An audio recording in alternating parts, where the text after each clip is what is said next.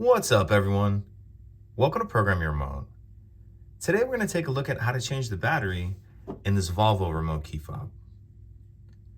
So the first thing we need to do in order to access the battery is remove this emergency key that's in the bottom of the fob.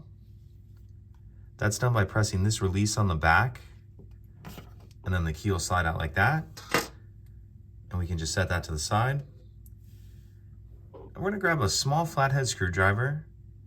And what we want to do is we're in the slot that key just came out of, we're going to stick our screwdriver in there just a little bit and then pry up like that. And as we do that, it's going to pop the back of the fob up.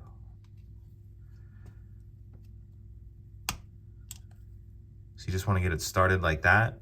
And then after it's started, you can kind of come over here and get on the edge of it like that.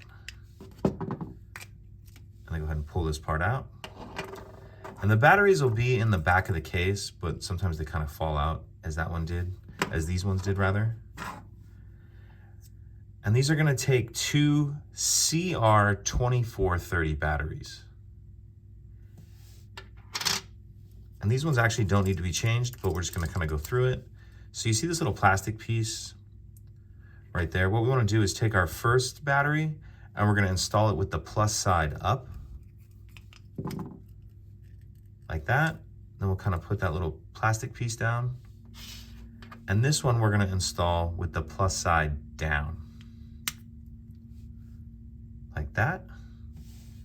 So you have your batteries in there. We can take the top and go ahead and put it back on.